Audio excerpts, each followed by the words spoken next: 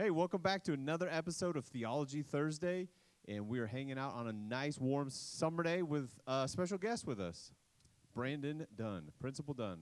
Yeah, that's right. Principal just next door to Mission Church. Yeah, so he's a friend of ours, and he is a Jesus follower, and we said, hey, would you come and chat with us in this unscripted conversation that we have about Jesus and life, looking at John's eyewitness account. I'm Scott. That's Craig down at the end. Yep. Good to have you, Brandon. Hey, great to be here. The wise guy down at the end anchoring us young fellas. Well, somebody's got to. Right? Us young guys in our 30s. Exactly. So is that wise guy like as in wisdom, or are we talking like Untouchables and Robert De Niro wise up to guy? your own choice there on that. Okay. It depends on how you behave. Okay, fair enough. Oh, well. You get out of line, then I become that other guy. All right, so it's both and. Yeah. I just love how I said I was in my 30s and nobody mentioned it. Somebody at home or was watching this is going, he's not in his 30s. Well, He's got too much gray hair. I was going to let it slide. All right, perfect. Perfect. Well, Brandon, maybe a little more introduction about yourself, like a little personal snapshot, like where you grew up, married, kids. Yeah, well, how about I just give you my testimony? How's that sound? And I'll kind of wrap it all into one nutshell. Wow. Does that work for you? Sure. I don't know. I'll try to do the short and sweet version. I got called out because of the counter on Sunday at church, so I'll try to make sure to watch that counter Okay. back. All right. So anyway, Brandon Dunn. I grew up over in the Seattle area. Parents are not Christians, so did not grow up in a Christian home. 18 years old, went to a Young Life camp, and the leader there challenged me to be in Scripture every day, and then we'd come back and talk about it. Was reading Romans, and just realized that I was a great sinner, and he was a great Savior, and so came to know him then. And at 18? At 18 That's awesome. years old. Were you up at Malibu or in Oregon? I was in Oregon, actually. Yeah. So funny story. My dad had done Young Life, wanted me to kind of get involved in doing that because it was like a good thing. Okay. That he did. Yeah, he was doing that, but he was not a believer. Correct. Yes. That's interesting to me. Yeah. But yeah, Young Life's full of like good people, teaches some moral stuff, probably his viewpoint, just trying to help his son out. Absolutely. Yeah. Yeah. And, it's a good time. It's a lot of fun. So anyway, I had started doing that in middle school and then had gotten connected with some of the people, built relationships, kind of lived a morally good life, Right. middle school and high school, but really not. And then through all that, like the guy was like, hey, why don't you come work at the Young Life camp? And it actually was in Gearhart, Oregon. There's like a little camp there. It's called Breakaway Lodge. It's not like the big one. It's not in Eastern Oregon. Yeah, I have been to that one, but Yeah. no, it was not Wild, that one. Wild Horse? Yeah, I think politically it's Washington Family Ranch now. Oh, okay. My bad. But yeah. Anyway, yeah, and so that's how I came to know the Lord. I was actually going to Washington State University, just an hour and a half south, and I was going there for the reasons that most people go there. Fine education. A fine education. Maybe not on academic things, but education on life and alcohol percentage. The extracurricular activities were why I was going to go. Right. But praise be to God that he saved me and set my life on a different trajectory. Met my beautiful wife, Marissa, there. Okay. And then, so we got... and were you studying education and teaching? Yeah, so I actually went into education so I started as a PE teacher, and really I was going to go work for Young Life. So I was like, well, that sounds fun. Like I like working with kids. That'll be a good way to get through college. And so met Marissa, got married. I did my student teaching, and on that time I was already looking to apply for jobs at different Young Life camps. And during my student teaching, I remember one morning, it was early before I was supposed to go, and I was just praying, and I was kind of wrestling with, okay, God, do you want me? Oh, man, you should let him know you're filming. Anyway, that got me off track. So anyway, you were praying one morning about direction of life. Yeah, and I just felt like God was like telling me, hey, you are supposed to be a teacher.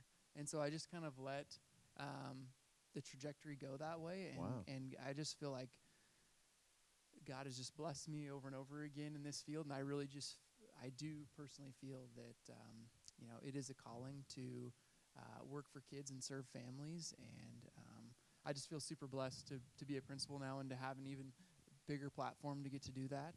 And so anyway, met Marissa, Was she studying education too, or something else? No, she's actually a piano performance major. Whoa. Yeah, so Wow. she went to WSU on a full ride scholarship for piano. So She's got at, chops, is what they yeah, say. she's the real deal. Wow. Yeah. Wow. Very cool. Yeah, she's like played with the Washington Idaho Symphony and so yeah, she's the real deal. And Wow. so Very talented. anyway, we ended up got married, student teaching, moved to Chico, California for a few Yeah. years, and I taught at a private Christian school down there. Oh, wow. And then bless Christian education, but they do not cater to the young family man trying to raise a family to pay their teachers. Right. His It's a uncle, my ministry. brother-in-law, lived in Paradise and worked at the hospital in Chico for quite a few years. It's so funny. I find so many people that Yeah. have some ties Have a to Chico reference. Yep. Yeah. Were they? Did It's they a go? He they- worked in It's a the small ER. town. Okay. Yeah. Yeah.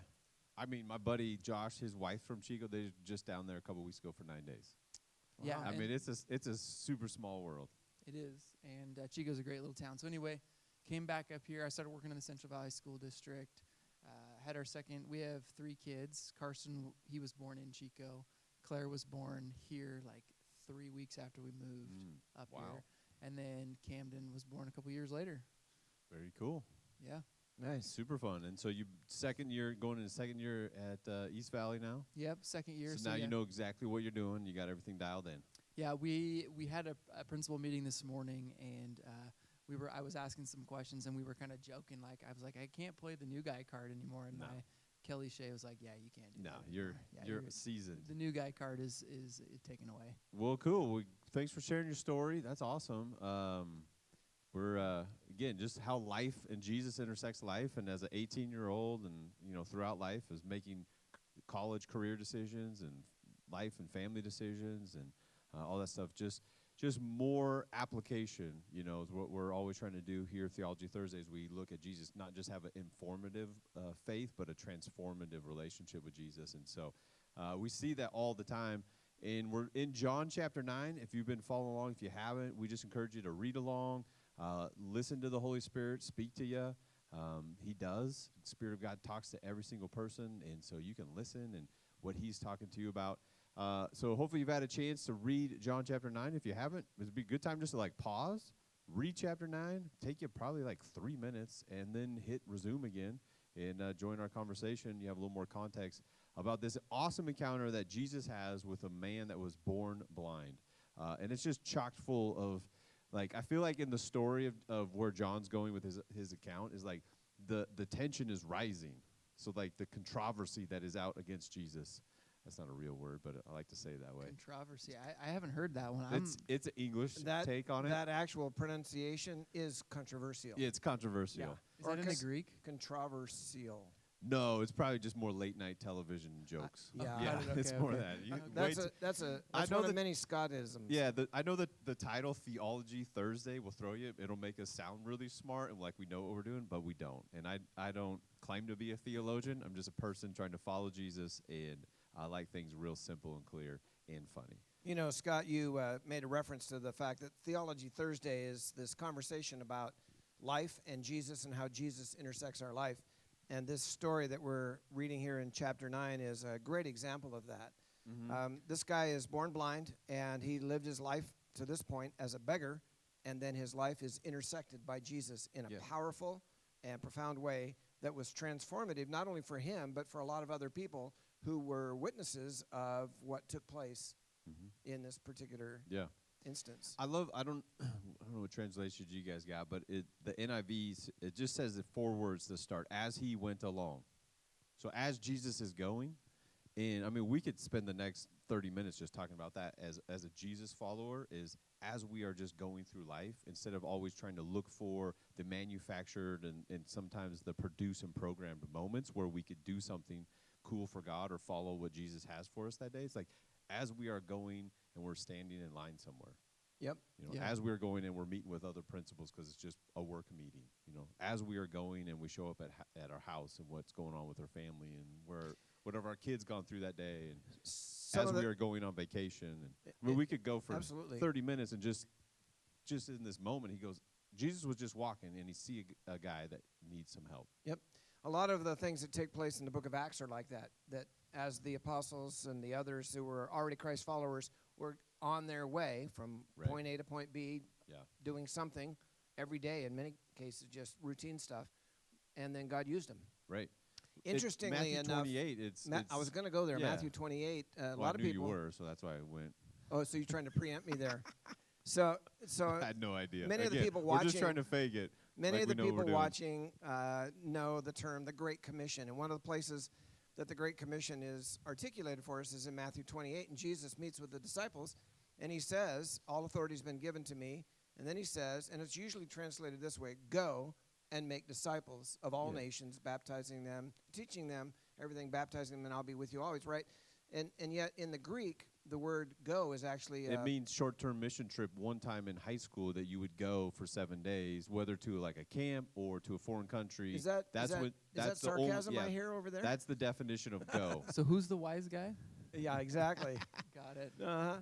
So actually it's an ing form or a present participle, and it would be more accurately translated going, comma, make disciples. So the command isn't to go. No. I've heard a lot of sermons, and I've even preached a couple, where the emphasis is on go rather than the emphasis being on make. Mm-hmm. And in the Greek, it's very clear. Going, make disciples. So as you're living your life, as you go to Wazoo, as you become a teacher, as you are on your way, Jesus just passing by, make disciples.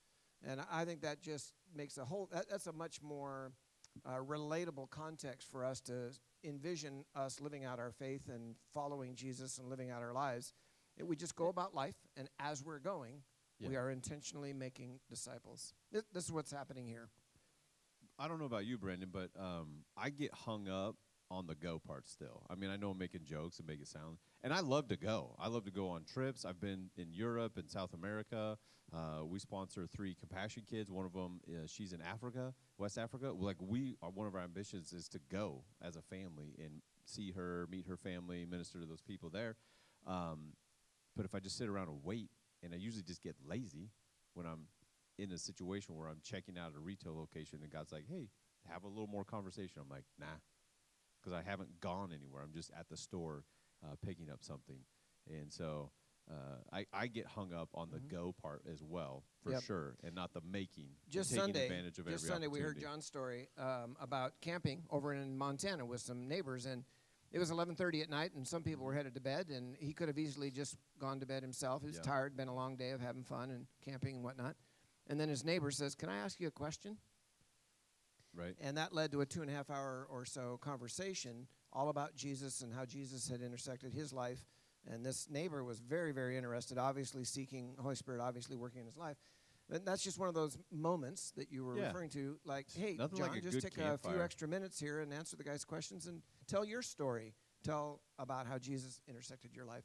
Powerful. You know, there's other spots in the book of John where Jesus talks about that, where he's already doing the work that the Father's already doing. Right. And so, really, he's joining the Father in the work that he's already doing. And I think that kind of having that mindset and that intersection of going and then doing the work that God's called you to do is just having those open eyes to see, okay, God, like, where are you working? And let me join you in your work. Absolutely. And being Absolutely. open to see that. And, again, he talked about making the man born blind see again. Like, God, give us the eyes to see where you're working at. Yeah. I mean, I think that's the whole point of this story, to have the guy's eyes be open spiritually and to be aware of what's really happening in life and what's really going on. Yeah, just a quick reference to a good book to pick up and read if you're looking for something to help strengthen your faith. It's Experiencing God by Henry Blackaby, and it's basically that idea. That's the whole premise. There are all kinds of study materials and other resources that revolve around that particular book, but his basic idea was that.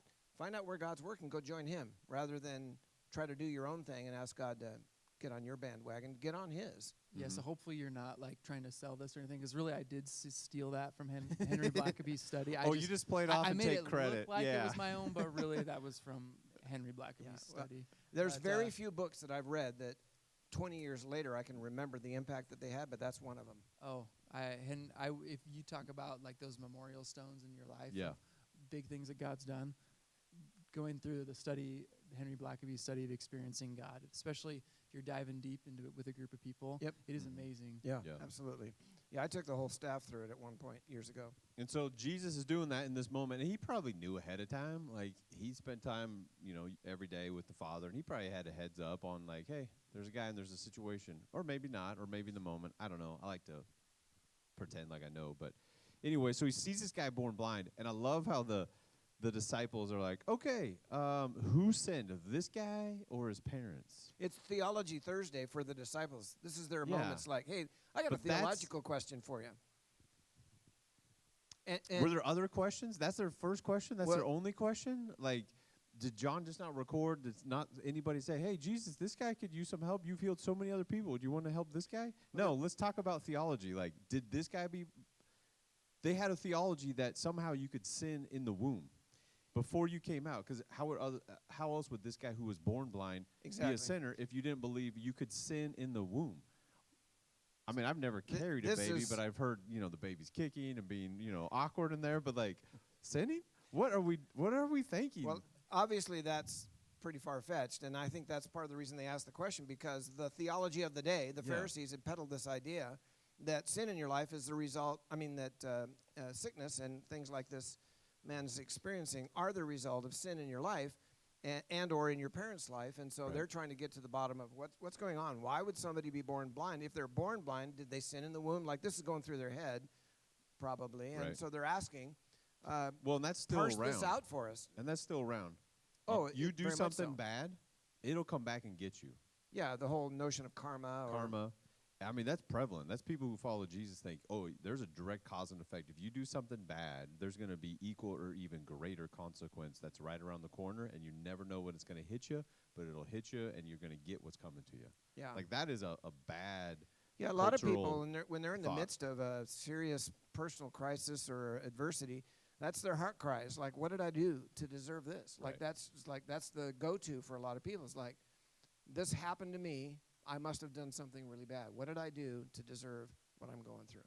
Do you think maybe that, this might just be pulling at it a little bit, Yeah. but these We guys do that all the time, yeah, so go ahead. The Pharisees at the time, in the Old Testament, they talk about the sin was going to play out to the second and third generation. Right. I Right. mean, do you think that maybe these guys are kind of like, the snowball's rolled down the hill a little bit too far in translating that a little bit, and now they're thinking like, oh, well, my father sinned, so maybe I'm sinning in the womb now, and it's just sort of like, just like we see in society today, Yeah.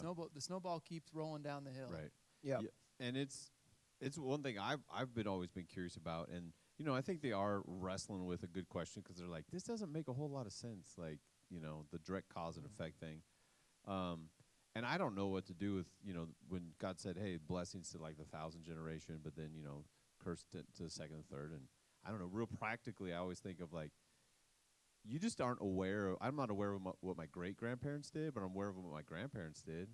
And if my grandparents were alcoholics and my parents were alcoholics, there's a good chance that would roll downhill, and I wouldn't know life any differently, and I would have a tendency to be an alcoholic because of their influence. Yeah. You have to work really hard to go a different direction. And I think just real practically, that's part of it. Is just you're more aware of parents and I think that's grandparents' exactly right. influence. It's more the And ripple effect. You throw a rock in the lake and the ripples go all the way to the shore. God's saying there's going to be a ripple effect.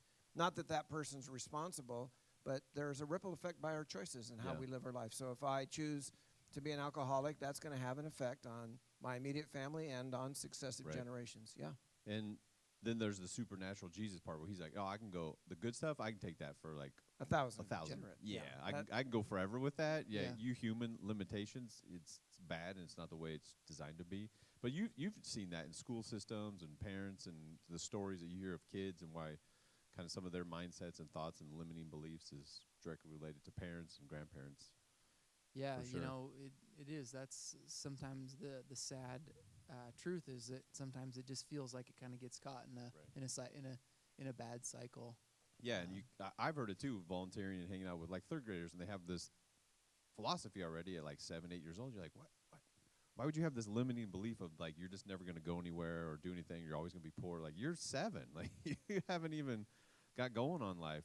Yeah. And I love how Jesus just real directly and clearly rebuttals it and goes, neither. Like those are 2 bad options you threw out. That's not neither this man, verse 3, neither this man nor his parents sinned. And Jesus isn't saying they're not perfect people. They're not sinless. But he's just saying, no, there's not a direct cause and effect to, their parents messed up early, so God punished them with a deformed child. Right. He's saying that's just not. Yeah. So this happened so that the work of God might be displayed in his life. That's the reason why. I think that's pretty mind-blowing right there if you think about it. Like, Yeah. Jesus and his providence, like, to show God's glory. Like, that's why that happened. Yeah. Whoa. It's tough to wrap your brain around it a little bit, too. And there's a point right there where I feel a lot of tension because I don't think Jesus here is saying, and I don't think Scripture would reveal to us that this man's blindness was caused by God. Right? Yeah. But this man's blindness could have been prevented by God, and God didn't prevent it. Could have been prevented when he was being formed in the womb, right? God didn't intervene, didn't prevent that. God saw forward to this day when Jesus would pass by and that God would be glorified through his healing. But God didn't cause the blindness. Because sin and death and sickness, that's all our doing. Right. We brought that into the human experience. God didn't force that upon us. And I think we need to be really careful. And if you're watching, think this through carefully. A lot of times we blame God for things that are just the result of us living in a broken, fallen world. Mm-hmm. And in an imperfect world. And so genetically, when we conceive children, our genetics are no longer perfect. They haven't been since the garden. And once in a while, the genetic process results in birth defects and blindness and other things that are not God causing it. It's the nature of this fallen, broken world. Right. And even on a more like practical level, a lot of times the consequences and the rough stuff and the bad stuff that I go through in life is because of my own choices. Is your own choice. Yeah. Like, why is my wife upset? Was it her parents' sin or her sin in the womb? I'll try that one next time. Yeah, exactly. Like, oh no, it's because of the statement I just said as a jerk, and I offended her, and I know what button to push, and I pushed it. Like, oh, that's why that's happening. There's a direct cause and effect in my life. If I'm sowing junk into my life, that I wouldn't be surprised to reap. And then in God's great mercy, he saves us from a lot of those consequences. Oh my gosh, all the time. And we're so unaware of how much grace and mercy we're experiencing of not reaping all of the fruit of the junk that we sow into our lives. And he's so gracious that he gives us stuff and blessings that we haven't sown into our lives. And he's just like, here's all of the like resources of heaven. There you go. Like, what did I do to deserve that? Nothing. That's the point. Like, so Jesus continues in verse 4. We must work the works of him who sent me, as long as it is day. Night is coming when no one can work. While I'm in the world, I am the light of the world. And then when he said this, he does this amazing thing by spitting on the ground. Those are a couple of interesting statements that he makes. He clarifies their theology and said, hey, this is for the glory of God. And then he makes these statements basically saying, hey, there's an opportunity here. Let's seize the moment. And so he does. And he spits on the ground, makes clay of the spittle, and applies the clay to the guy's eyes. Like, did the guy hear Jesus, like, wind up, like, to get, like, a good... You had to go there, didn't you? I don't know. It's just, I love Jesus' variety of way he healed people. Oh, I mean, another time he literally spit into a guy's eye. No mud. No mud filter, no face mask, just right to you. You did the face. You had to bring up the face. He like, did. let's go mud. Yeah. Like Dead Sea, people still go to the Dead Sea and like, I floated and I got those special mud on me. Like, I don't know. Why does he do that? And then why does he send him to the pool of Siloam? Another guy, this Roman centurion, shows up and his like servant was sick. He's like, oh, your servant's well. Just walk home. Yep. Yeah. Like, boom. Yep. He didn't have to go and spit on that guy to heal him. Rarely, I don't get it. I don't rarely understand do why. we see Jesus do a healing. Now, there are lots of healings he did that we don't know anything about because there's several verses that would say, and he healed all the people in the city or healed many of their. So there's countless miracles of healing. Yeah. We only have a few recorded for us, but of the ones that are recorded, there is such variety, and rarely is there a duplication of methodology, which I think is intentional. Jesus is just like, hey, don't put me in a box. Yeah. I can do what I do any way that I choose to do. Don't make sense. Yeah, I'm not limited to like, oh, okay, so blindness is healed by spitting on the ground, making clay, and putting it on people's eyes. Like if we start trying to reproduce that, we get way off track. That's not the point. Right. I can do it any way I want to for whatever reason. I chose to do it this way this time. Do you think that sometimes I think about all the the crazy things that God has done? Do you think he did it that way? Because if he had done it a conventional way, people might have attributed it to something else. Explained it away. Yeah. Or we would copy it. we would copy it. Yep. Or even today, sometimes when people are healed by modern medicine, sometimes we're like, oh well, science is awesome, But I think God God put that in the minds of men to allow that to happen. Absolutely. And so, we can explain it away, but Right. spitting on the ground. And to answer your question, it's like hot, high desert. I think he's got to like really wind up to Right. get some saliva Yeah, in or there. somebody had to have some water to add to it to get a mud mixture going. So he heals the guy, and the guy goes home seeing. He's excited that he doesn't have to be a beggar anymore. He could, I don't know. We don't know how old the guy is. But Well, before we go there, there's a part we don't want to miss in verse What? 7. So Jesus said, go wash in the pool of Siloam. So Yeah. he went away and washed and came back seeing. mm-hmm. When did he start to see? As I understand the text, he started to see after he went and washed. And that raises a question. If he had said, that mud on my eyes, that's way too weird, and he just wiped it off with his hand and went home, Mm-hmm. would he have been healed? I suspect not. Jesus was very clear. Whatever the reason, I've heard lots of speculations about it, but it's just that. But go wash in the pool of Siloam, which is part of the water supply for the city. He goes there and does what he was told. And I think sometimes we miss out on the miraculous blessings of God when we don't do our part. Right. And that was his part. Yeah. There's definitely the obedience in following Jesus when he gives you instructions. And so, yeah, regardless of at what point the guy's sight came, if he had stopped, like his faith would have run out. If he was like, oh, dude, just put mud on me? No, just move along, right? Hey, so like I would tell Scott if he's got food in his teeth. Right. Do you think that anybody like when he was walking on the way to the pool was like, dude, you got some mud on your face? Yeah. He Or probably- maybe he had such a group of people who were walking with him to lead him there, to help him get there. So, because they were so curious, like, wait, this is like the Jesus disciples going, well, this is Jesus at work. We've seen him do many things, and so let's go watch what happens here. Yeah. And then the people around him go, they don't believe it. Some do. They like, that's the guy who was always out here begging. He was born. And then people are like, no, it's not. It just looks like him. Like, he's that much different looking with eyeballs?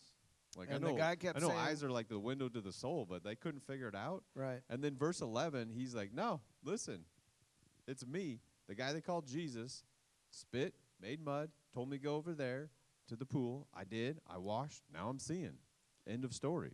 And that obedience in following Jesus, not just thinking and having like an intellectual belief like, oh, yeah, I believe Jesus could heal me with mud on his eyes. That doesn't make him whole. Because of whatever reason, Jesus is doing it this way, maybe to test his faith, maybe to put some action steps to his faith. I don't know. Hey, to back up a little bit, too, one thing we didn't cover right there in verse 5, Jesus says, I'm the light of the world. Yeah. So, we talked at the beginning how things are getting contentious. Right. Back in Isaiah, it says that, the Messiah would come healing the blind, to say that he's the light of the world. Mm-hmm. He's not just, hey, Yeah. that's not like me saying, well, I'm a principal. No. He's saying, I'm the light of the world. That's a pretty big statement. That's a huge Yeah. statement, and one of the many I ams that John includes. But I like the precursor to it. He says, while I'm in the world, I'm the light of the world. Does that imply that once he ascended into heaven after his resurrection, that he was no longer the light of the world? I think there's a case to be made that his followers are now the light of the world. Because of Christ in us. Because of Christ in Yeah, us. Yep. because of that. And that's the whole point of this whole situation, like just to make sure we don't miss it in all these fun little details, mud and all that kind of stuff, is that the work of God is being displayed in this guy that he could see physically, but more than that, when the guy, there's this whole debate, and we can get into it, and they call his parents in, and the Pharisees are upset because, again, Jesus is working on the Sabbath and breaking the Pharisees' rules. Jesus didn't break any of his own rules, obviously, because he's God and he's perfect. But then we get down to like verse 37. The guy came back to Jesus, and he wants to believe in the Son of Man. He says, "You have now seen him. In fact, he is the one speaking with you." Then the man said, "Lord, I believe," and he worshipped him. So, like, that's the whole point of the story for me, is that this guy, far greater than physical sight, had a spiritual enlightenment, had a spiritual revelation of who God is through Jesus. God in human flesh can see him physically now and go, "Oh, I can see God. I can see the Son of Man." And he believed in him, believed because of what he went through. Like, who wouldn't, you know? Absolutely. Believe in the one that could heal you. Yeah. And he worshiped him, and he had a spiritual enlightenment. And Jesus makes that point. Pharisees are listening, and he's like, "You guys are the blind ones because you're spiritually blind." And like you're saying, in our culture now, there's so many things that are just, there's a spiritual blindness that is happening. And it's just, for me, it's been elevated through just all the current cultural stuff with the fear of sickness and death, the fear of then fighting and division through racial stuff and social economic stuff. And it just highlights the fact that, man, there is the enemy of the world, or the enemy that lives in the world, that is blinding the minds of people. And there's a spiritual darkness. Sometimes you have conversations with people, and it's like, you don't make any sense at all. Like, there's no common sense. And I have to be reminded, like, oh, that's because there's a spiritual battle going on right now. Yeah, for sure there is. And so that's where Jesus' whole point is, so that That is the end game. if this guy hadn't been born blind, we wouldn't be talking about the guy that Jesus walked by that day who was working, you know, and could see and waved at Jesus, and then Jesus kept walking. Right. That we wouldn't be talking about it, because John wouldn't have recorded it, because the work of God wouldn't have been displayed. And again, God didn't cause the bad stuff, because that's what, you know, people run into all the time. Like, why do bad things happen to quote-unquote good people? Why did this guy, if it's not him or his parents, then it must have been God is the only other option. Yeah. Like, no, how about Satan? How about our choice to follow Satan? How about a broken and fallen world where Yeah, how about genetics are not Adam's perfect? choice that one man's sin caused problems for all men, but one man, Christ, can resolve problems for all men. So in that portion of this chapter that you fast-forwarded through. I just wanted to make sure we didn't miss the point. No, that's a we good jump point. into, like, all these details that are I just awesome. want to make a kind of a summary observation. Again, if you haven't read it, read it in its entirety on your own to catch all the nuances there. But there's several conversations. So the Pharisees go to the guy, and they're frustrated with the answers that they get, and they go to the parents. Well, they didn't believe him. Right, they didn't They're believe like, him. "You're not the guy. Get his parents in here." And the guy was apparently of age, old enough to speak for himself. Right. But Well, and the parents were worried because there was already an edict out that if you declare Jesus to be the Messiah, then we're going to put you out of the synagogue. You're going to be. there was a mandate. There was a mandate. Oh no! Oh, And the man. parents Pushing were buttons. afraid. I'm pushing mandate buttons. The parents were afraid of the repercussions. Scripture clearly says that, Yeah. verse 23. For this reason, the parents said, Yeah. he is of age, ask him. In other words, they didn't want to answer the questions. Well, they didn't want. They would 'Cause have they didn't got wanna get in kicked trouble. out of the synagogue. They Right. would have got kicked out of their normal routine of life. They would have suffered if they chose to follow with Jesus. So do you think this is But- a pretty good parenting lesson in that don't just throw your kids under the bus so Well, you there- don't get kicked out of something? Sure. No, But that's not where I was going to go. Okay. Where I was going was that in all these conversations, the Pharisees kept asking questions, and the man, on two different occasions at least, and the parents did a wise thing. They said, you know, you're asking questions I don't know the answer to. So you've asked this, you've asked that, you've asked the other thing. I don't know about that, but here's what I do know. And the initial verse conversation, 25. Yeah, was the initial conversation with the man was that way. That now they're asking theological questions. We know that this man, meaning Jesus, is a sinner. Verse 25. Whether he's a sinner or not, I don't know. Yeah. But I can tell you what I do know. And my point there is, you know, we often feel intimidated and get into, you know, we're afraid to get into conversations where we might not know the answers, where people would ask us questions that are too difficult for us or whatever. And we often encourage people, just stick with what you know. It's your story. And that's what this man did. He said, I don't know the answer to your theological questions. I don't know what, you know, the nuances of and the implications of your questions are. But here's what I do know. I was born blind. And this man, Jesus, did this thing with mud, and now I see. In other words, just sticking to the facts. And I think it's just so important when you share your faith, when you tell your story, just stick to what you know. And if somebody asks a question and you don't know the answer, it's okay to say, I don't know about that. But what I do know is that since I gave my heart to Christ, this has happened or that's happened, and this is how my life's been changed. It's so good and so powerful we just stick to our story because we've all got one. Absolutely. And the guy, he just made the one statement like, well, yeah, I don't know, but God doesn't really work through like sinners and do these miraculous things, so he's got to be a prophet because, right, guys? Don't you think like good things only come from God? And they're like, shut up, you're a sinner from birth. We can discriminate against you and discount you because your statement is ridiculous. Right. But like the guy was just going, this is what I know. He's got to be a prophet. He's Yeah, got to be finally- from God. They 'Cause finally put him out of the... good stuff comes from God and bad stuff comes from Satan. So that's what I know. Yep. And yeah, I mean, it's a great way to share your story. Just go, yeah, that's what I know. And that's all I know. And that's where my faith resides. If we're waiting for our faith to have all of the answers and then we can jump in, well, then it's not faith. Because faith is belief in things unseen. And I think it's a little bit too, like if we're always wanting to have the right answer, to say the right thing, then it's a work on our part, not a work on God's part. Right. Absolutely.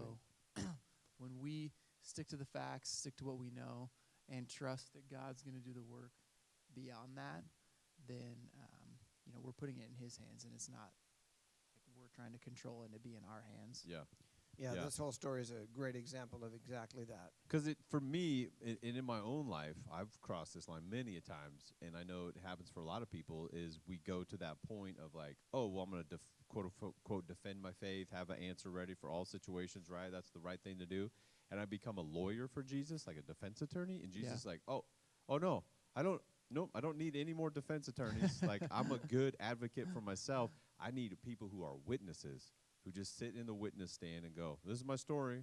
I was born blind, and now I can see, and that guy did it. Yeah. That's what I know. And then the guy went, found out Jesus and who he really wanted to know who he was and worshipped him. And like, oh, you are from God. You reference courtroom environment, and there's a lot of lessons to be learned from that. For example, in a courtroom environment, if the witness starts speculating, making stuff then up. Then a good attorney for the other side would stand up and say, objection. Yeah. Calls for speculation, right? So that they would call out the fact that witness isn't talking about what they actually experienced, what they actually saw, what they actually heard, how Jesus has actually changed their life. They're speculating. And I think we do well if we just kind of call ourselves out like, to be honest, I'm speculating at this point. We do that here in Theology Thursday. We get it, to a certain portion of Scripture, and we speculate a little bit. And it's fun to speculate, but let's just be honest with ourselves and admit that that's what we're doing. And let's really focus and make a priority of what we do know for sure, what we have experienced, what we have seen and heard. Mm-hmm. Yeah, and again, the guy just making that statement, like you mentioned earlier, Brandon, that Jesus is the light of the world. Like, he gets that physically now, and he gets it spiritually. And the Pharisees were pushing back because, again, Jesus was gaining momentum. He was claiming to be God. He has these I am statements, before Abraham was, I am. And it's like, what? Yeah, before Abraham, was, I am. And he's like making these statements of God and divinity. And then he's, quote unquote, working on the Sabbath, breaking man's rules. And so they are just out to get him. And they don't want to have anything to do with anybody who's like on Jesus' team there. Yeah, absolutely. As I was making the point I did about, sticking to the stuff you've actually experienced, it made me remember the words of John in the first letter of John. First, Second, and Third John are the letters that he wrote later on after he writes the Gospel of John. And in 1 John chapter 1, very first verse, what was from the beginning, what we have heard, what we have seen with our eyes, what we have looked at and touched with our hands concerning the word of life. That's what we presented to you, right? Right. So that's where he starts.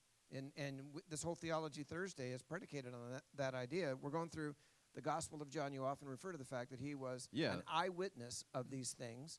Mm-hmm. He saw and he heard and he experienced not only the teachings and miracles, but then the crucifixion and the resurrection and the appearances of Jesus after his resurrection. And so that's the foundation of John's faith. You see it here in the Gospel of John, but you see it also real clearly in 1 John 1, verse 1. Yeah. And I bring that up as an eyewitness account so that for me, this is, I believe, because I believe that people actually saw Jesus. They witnessed God in human form walking the planet, and then they died for him. You know, they carried on a belief, and because it was something they witnessed. And Jesus even, I was just reading that this morning in John 20, that all the disciples, I think, all the disciples had a lack of belief. We like to pick on Thomas, and we call him Doubting Thomas, but who was at the tomb? You know, like waiting for the stone to be rolled away, and like, oh, it's Resurrection Day. Like, they weren't celebrating Resurrection Day. Yep. Mary Magdalene was like, they took his body, where'd it go? And Peter and John were like, oh, you know, like, where was, you know, so I think everybody had a little bit of doubt, and then Thomas. But Jesus said in verse 29, because you have seen me, you have believed. Blessed are those who have not seen and yet have believed. So Right. like us today. Yep. I mean, not to go too far down that rabbit hole, Yeah. but, you know, Jesus did his public ministry for 3 years, traveled only a few hundred miles around. Right. And now, fast forward 2,000 years later, like, there must be something to this case that so many people know, follow Jesus now, all the things that have been done throughout history. I mean, it could, if there wasn't these witness accounts and, Right. and all the things that happen, I mean, this would have just blown Yeah. by in the course of history. Exactly. And there have been other people who kind of claim messianic stuff, and we don't know about them. But Right. before Jesus, a couple hundred years before, there's several people who showed up and claimed to be Messiah. And again, how would it, you know, an imperfect person make up a perfect person and make up this story and make up the variety of ways that Jesus heals? And like, oh, yeah, dirt. Okay, that sounds good this time. Okay, no, let's just spit in his eyes. We would have come up with probably something that was like a repetition. Like he had a device, you know, he had a magic device that he would do, and had a, so if you had that magic device, we would put some sort of idol in there. We would Yeah. make up stories. We just mess it all up. We would in mess other it all words. up, and it's hard for us to wrap our brains around it, because it's like, oh, well, everybody through the last 2,000 years has ripped off this Jesus story, like Superman, right? He was from another planet. He came as a baby. He was like to adoptive parents, right? And he had special powers that he would save the world. Well, I'm sorry. Have we heard this story before? Does anybody know? Like, really? You know, he was just an ordinary guy, would, you know, work around and help the average person. Yeah. I'm sorry. Where'd you get this story from? Yeah. You know, so it's hard for us to think, well, yeah, that's every Hollywood movie. Some savior, somebody who can't die. You know, Jason Bourne. Did he die getting shot off the building as he fell into the water? Absolutely not, because he's, you know, he's the resurrection. I think that's because the gospel is just written into the fabric of our Yes. who we are. I mean, it kind of pulls at our heartstrings like Right. the gospel does. It's the story that we're called into, and we Yeah. want to be part of that bigger and greater story. Yeah, And it's the that's good good. news is that, man, go with the one that is the resurrection, because it's not just about blindness. Yeah. You know, Jesus says that to the Pharisees. You guys are in real trouble, because you think it's just about physical. Like, you have spiritual blindness, and that is the problem. You know, they're so focused on the physical blindness and the working. He's like, that's not the issue. Like, because the physical world, we get so caught up in the physical world, even right now with the pandemic and people in fear. And I'm like, I'm with the one that is the resurrection. Like, I'm good. My kids are good. My wife is good. Like, the life on earth is not the end all. And we run around trying to save our lives here on earth. And Jesus is like, don't worry about saving your life here on earth. Don't worry about the one who could kill your body. Think about and discover who the one is that could save your soul. Yep. And that's this point that Jesus is making. He's the light of the world. This guy's eyes were open to that reality. He goes, oh, I'd rather be saved spiritually and blind for my whole life than to have eyesight and be blind spiritually. Yeah. So, No, you referenced the fact that Jesus didn't travel very far at all. I mean, he didn't go to Europe. He didn't go to the Americas, north or south. He didn't get into Asia. He never owned a home that we know of. He certainly never owned a vehicle, never had a cell phone. He didn't have any social media accounts. All the stuff we think is so important for our lives to be complete. He Right. had none of that. And yet, 2,000 years later, we're talking about him, and he's impacted the world on every continent. People have come to faith from most every nation on earth. It's just amazing how much influence he had working with so few of the things we think are necessary for life. well, that kind of wraps it up, I think, for this episode of Theology Thursday. And just hopefully we go with a bit of transformed faith, where we're encountering God. He's the light of the world, and He's transforming our eyes, and maybe we would all live this week with a little bit more attentiveness to what God is doing, the work that He's doing. He's prepared good works for each and every one of us every single day. And so whether we're standing in line or in a drive-through, talking with somebody, texting a friend, hanging out with some people in our lives, that we would just be aware of the work that God is already doing, and we could join Him in that and be part of awesome stuff that He's doing, like what He did with this guy who was born blind. So thanks, Brandon, for being with us. Hey, happy to be here. We Thanks, appreciate guys. it, and we'll see you next time for Theology Thursday.